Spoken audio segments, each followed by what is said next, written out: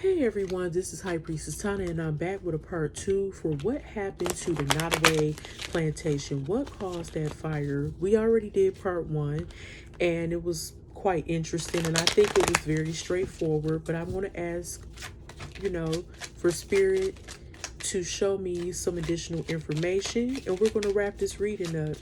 I think this reading wasn't meant to be long and drawn out because it's very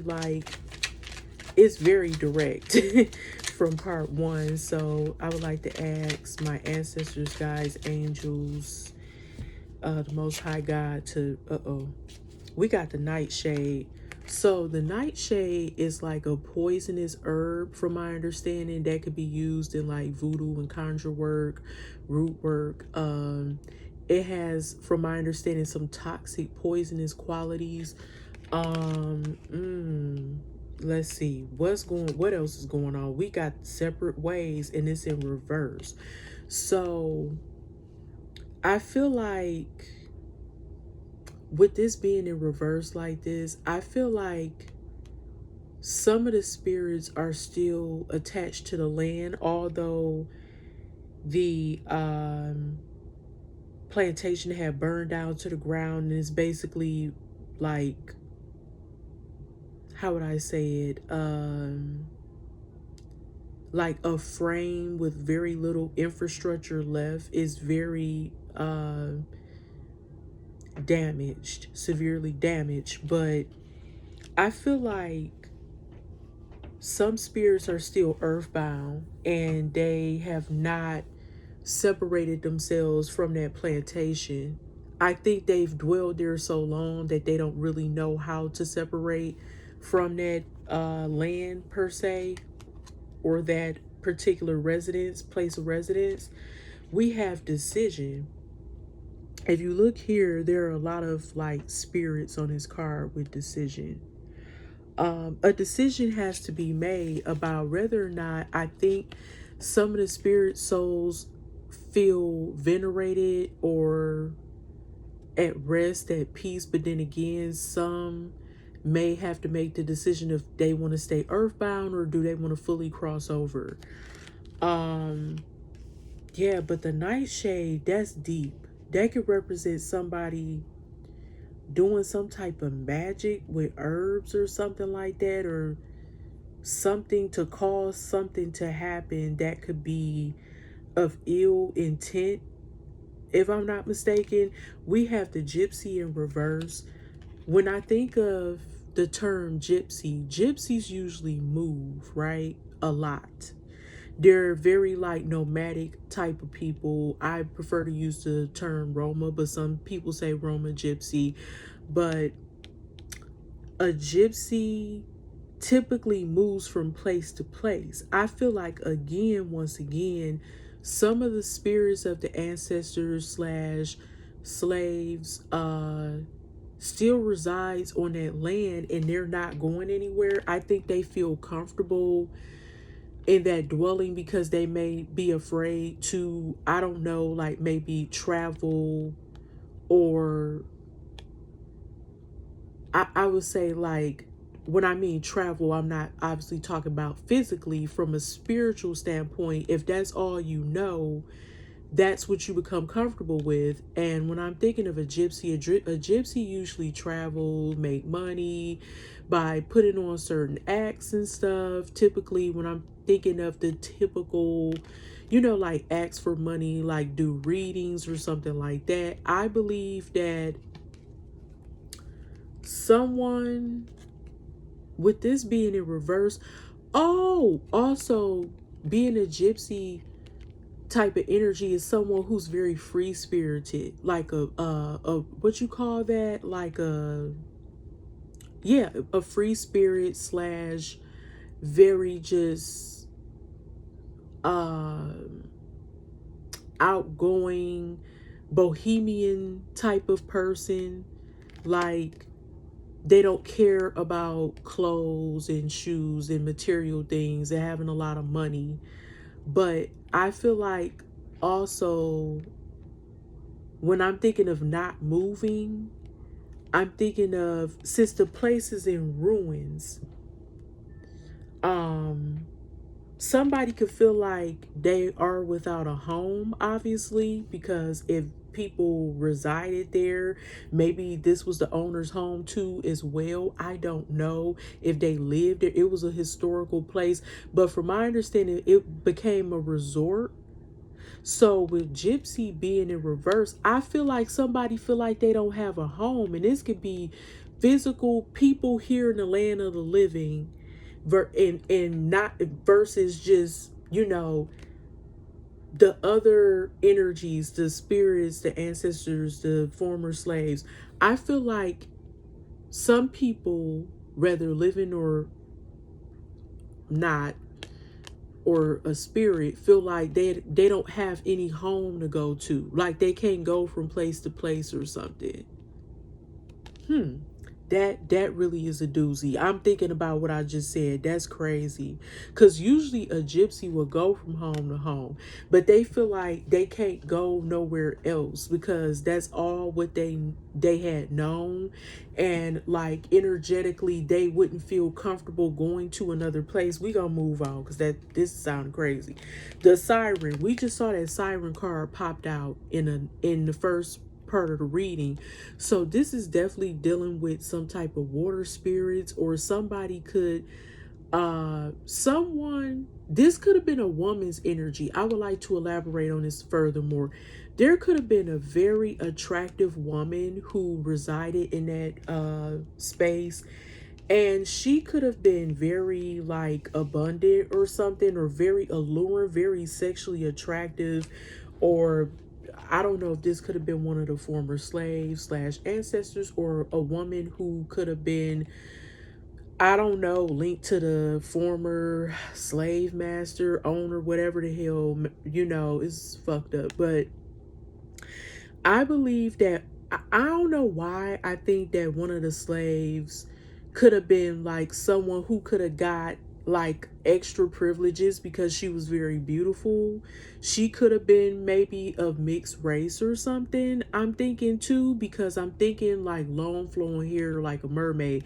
She could have been part black and part white, like biracial or something, or as people would say back then, mulatto, or she could have been like a quarter black or something. I don't know, but she could have been Creole. You know what I'm saying? And or her family could have practiced, or whomever I'm picking up on could have been linked to this type of energy. I keep getting this siren energy. They could have used their sex as a weapon too.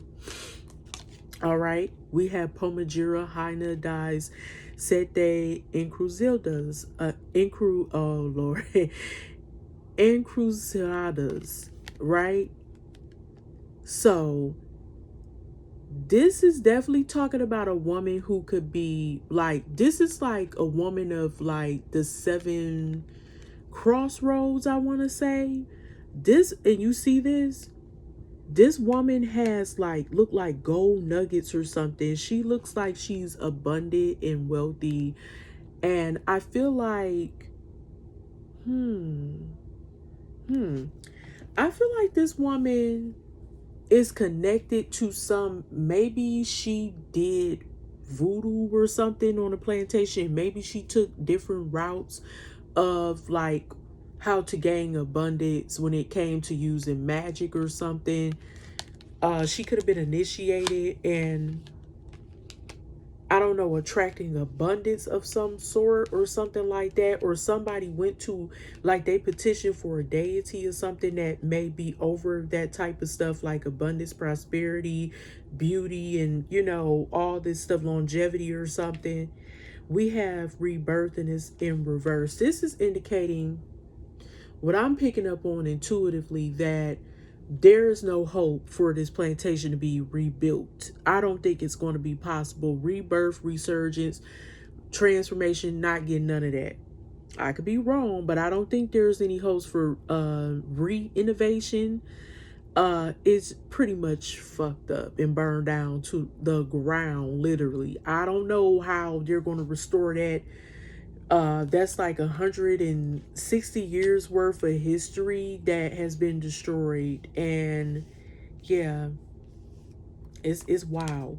We have introspection in reverse. I think even after all this came into play, I think that some people have, oh my goodness, some people hadn't learned their lesson when it came to understanding the trials and tribulations of how slavery affected uh, African Americans or black people in this country who were brought over here as slaves. I think some people still lack that that I was going to say overstanding. I haven't used that word in a while. It's like an introspection you have to understand within, but also it's, oh, you got to overstand what's going on, right? From a conscious standpoint. We have the scapegoat. What I'm getting here is that the scapegoat. A lot of the slaves obviously were used as scapegoats. Um, for example, if things didn't go right on the plantation, like if they had to, I think it was like a sugar plantation, if they didn't do things correctly, obviously, or if the master didn't make a lot of money that year, they would blame the slaves, possibly, like, oh, you're not working hard enough, and then they may get beaten really badly and made, they basically humiliated them, beat them, took their dignity away from them, embarrassed them, dehumanized them, reduced them to like treating them worse than animals. Um, this is crazy. This is crazy. A lot of them felt like they were used as a scapegoat. And sometimes when the master or whomever, they may have felt like they had a bad day or something, allegedly, and they could have beat on them for that or blamed them for stuff. To me, anybody who's in that type of position, whether it be a pimp, whether it be a madam, whether it be a slave master slash owner, slave driver, however you want to put it, somebody who's in control, quote unquote, just to name a few roles, or an overseer, their job is to break that person who they look at as being a degenerate or something next to them. That's fucked up. But that's what's happening. We have Haina das Almas, the Queen of All Souls. Pomajira, yeah, Haina das Almas. So I feel like their souls, some of them are transitioning to the other side, and I do feel like spirit is trying to heal a lot of their souls as they're trying to process everything that just happened. Like, wow, like from the spiritual standpoint, from the other side, like, wow, this fucking plantation just burned down to the ground. We feel venerated, or I mean vindicated. Sorry, I think I said venerated before, but I meant to say vindicated. They feel vindicated, but at the same time, I feel like some of them are still trying to look for guidance from a higher source or some type of spirit that they could be linked to help them heal, transform, go to the other side completely, like transition, go into the light. You know what I'm saying? Because if you think about it, I don't know if some of the slaves were buried on the property, but I have a feeling that might be true. And that's why their souls are having a hard time transitioning too, because it's like, the fuck, like if you got buried on the place where you were mistreated, reduced, betrayed, deceived, manipulated, controlled, beaten, you know, I'm just going to say assaulted and everything else in various ways. I'm not going to jump into all the different types of assault. Y'all know what I'm talking about. And just dehumanized, degraded. That's tough to be able to fully let go and want to just, because a lot of the spirits wanted revenge, obviously. Now we got the depths and it's in reverse. This is giving me like the abyss. Do I think they will be punished for this? The ancestor slaves? No. No. I feel like they are being watched over with great care and love and radiance and beauty from, like I said, a higher source. The Most High God, Spirit, whatever deity that they may have, honored. But I think that they're past that point where they just didn't even care about even thinking about going to hell or anything like that. If anybody who should be going to hell should have been them damn slave masters and their damn family members who were assholes and fucking demons, if you ask me, in a meat suit. But I digress. The chest. I feel like a lot of the spirits on the plantation were firm believers in a higher power, and they lived as righteous as possible, even though they went through a lot of shit.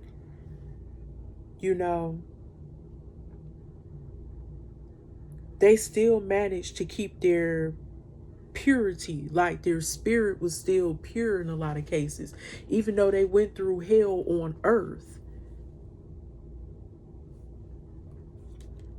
We have Haina das Matas. This is like the queen of the forest, I want to say, like a queen of pentacles in reverse type of energy. And then we have the losses in reverse. See that? Then we have the righteous is in reverse. This is definitely showing that a lot of them did not get a chance to, how would I say this? They did not have a chance to make a lot of money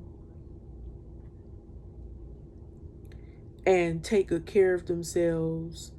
A lot of times their health was at risk.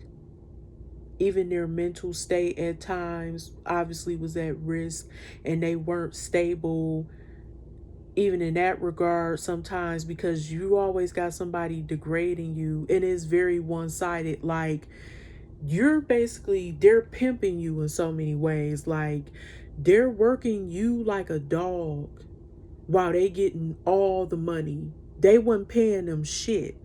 So they didn't have no stability, no financial stability here, or they couldn't be grounded or secure financially. And also, I felt like they were dealing with people who were also jealous of them. Why would the owners be jealous of these people? These beautiful black people were strong physically. And I don't care if they were enslaved, they still will look beautiful regardless. Their beauty will shine. I don't care if they had tattered clothing on. They were still, it was something still about them, their features and everything that stood out, their energy. But they felt like they could never, and they couldn't focus on themselves and to heal internally and take time out for themselves, especially the women. Had it a little worse because even though the men were getting violated too in various ways, the women really went through a lot of that. And I'm also getting that these some of these women, like the mistresses or missies, misses or whatever, y'all, I'm tired, will be very jealous of them, very possessive when it came to the slave owner or master or whatever, because they knew that these women were beautiful and they wanted to look more like these women, and like physically, because their husbands were sleeping with these women and producing children by them. But some of them also view the women as being like nothing but just a sexual transaction. Unfortunately, with the lost in reverse and with the righteous in reverse, I feel like obviously some of these people did not think they were lost souls. When I refer to these people, I'm referring to these people who own a plantation and their families and friends who were fucked up and owned slaves. They didn't think they were doing anything wrong, y'all. They really didn't. By taking away from these people, from the slave slash ancestors, they thought they was doing the right thing, but they weren't. They were not righteous. That's not of God, godly behavior. We have the hunter in reverse. We have the in between. Like I said, some of these ancestors slash former slaves are not fully transitioned to the other side. They have not walked into the light. And with the hunter being in reverse, they feel like they're no longer being there may be more at peace now, because they aren't being abused, they aren't being yelled at, they aren't being how would I say it, mistreated and the yeah, like just basically tortured on a daily basis. They no longer feel haunted. The crossing, some of them could be at the crossroads, literally.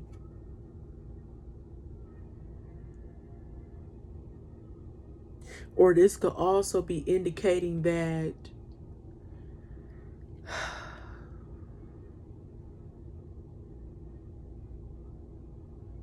with the crossing, I'm getting that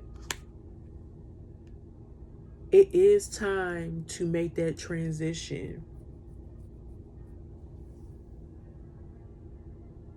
And I also feel like some people feel like they're at a crossroads right now because they could be taken in consideration of what happened and how it has affected us for centuries in this country,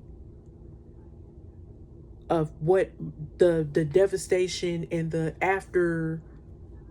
not after effects, but the aftermath of slavery and how it affected the African American community up until this day. Because our ancestors didn't heal, it passed on to us almost like a generational curse, so to speak. So let's get a clarifier, and I'm about to shut this reading down for the crossing. What is it by, what do they mean by the crossing? Some, like, I feel like some of these ancestors are literally at the crossroads. They want to finally cross over. We have hope in reverse. Even though this happened at this plantation, I feel like some people feel like there's still no hope for America. This was just, I guess, to some people, they view this as a win, as a victory. Like, woohoo, finally, some of that demonic shit that they did, a reminder of demonic shit that they did, a landmark that represented all the negative shit that went down, such as the abuse, the beatings, the mistreatment, and harm of African American slash Black people. Even though all that happened, like this place that basically had all these things embedded inside of it for almost 200 years. Some people still feel like, even though that shit burned down with all those memories and all those historical events that transpired there and stuff or whatever, some people still feel like there's no hope for America when it comes to trying to reduce the amount of hatred, racism, and prejudice that it still carry on its back to this day. So instead of this is explaining why the place had to burn down. It was time for this to. It was just time for it to like no longer be standing, because it was a reminder of such. It was. I'm picking up maybe some really horrendous things happened there that was really fucked up that they not telling us about. We got purgatory. I knew it. I fucking knew it. There are people that who could be part of the ancestral line of the original slave owners or slave owner or whatever, and their ancestors could be feeling like they in purgatory. They could be in purgatory now. Maybe that's why this happened. This was a form of punishment. They need to get their mind right. Because who in the hell was that happy about owning the fucking plantation and using it as a damn tourist spot? That shit is wild to me. Here go that gypsy card again. Pomajira, Sagana, and it's in reverse. This is also let me know that they're not making any money like that. They're not going to make money like that off this anymore. They can't, because there's no foundation, right? And there's nowhere to go. It does not. They could even feel like they are in dire straits and they have nowhere to go, or no plan of action to even try to make this work. Like they could feel homeless or something, like that was part of their home or something. It felt like home to them, and they feel like a lost soul. They don't know where they going. They feel directionless or lost.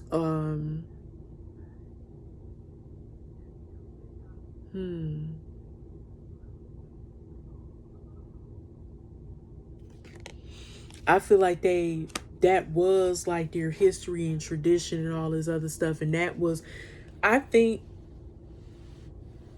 some people may have lost some things there. Some people like some valuables or something like that. But again, I keep getting this energy of feeling homeless. That song by Crystal Waters called, what's it called? Was it Gypsy Woman or something with that? La dee dee da dee da. That's what I'm hearing. Like, that's crazy. Whoo. Or, you know what else I'm getting, y'all?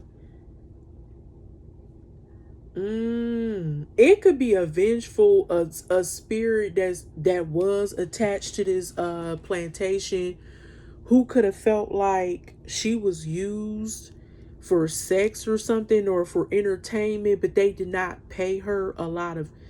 Wait a minute. At first I was picking up like abundance, but then again, I think after so long, this could be another energy though I'm picking up on.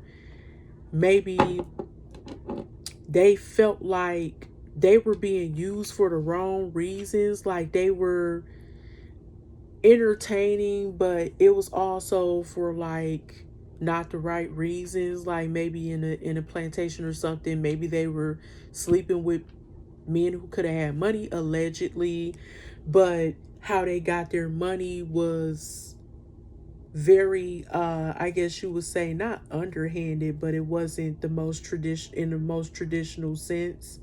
I will argue and say that. Wow. So okay, I'm about to end this reading. Thank you so much again. My name is High Priestess Tana. Thank you for tuning into Tana Temple Healing Works. This took a whole different turn, but bear with me, y'all. All right, have a beautiful night. Love y'all, and I'll talk to y'all soon. Peace.